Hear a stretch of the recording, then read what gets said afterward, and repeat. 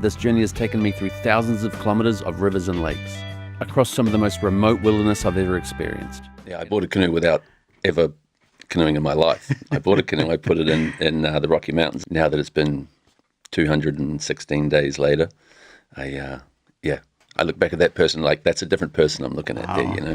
Why did you decide to travel across Canada by canoe? I had a regular life. I worked in construction, had a construction company, and had a house and a mortgage. And I just woke up one day and I realized that I was really unhappy, and that I needed to change, and I needed to change right now.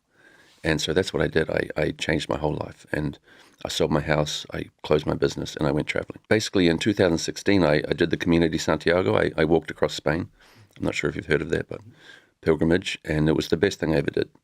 And after I finished that, I knew that I wanted to do more adventures, more journeys where I start off as one person and finish as another. And it wasn't that long after that I learned that you could canoe or kayak or whatever you wanted to do from more or less one side of Canada to the other.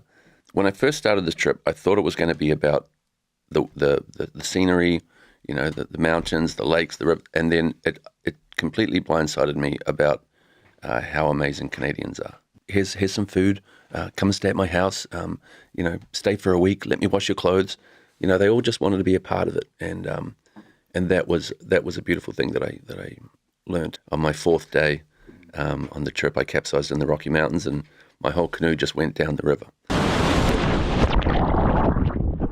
Gone. Everything that I own is in my canoe, and I just started jogging. And about 25, 30 minutes later, Josh just steps out of the bush with his two kids. They were going camping, and he ended up being the perfect person, though.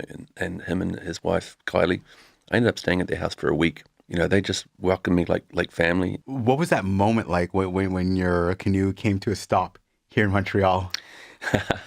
Yeah, I mean, I had a bunch of followers all meet me there. So, you know, there was about 30, 40 odd people all cheering me on. So that was just a beautiful thing.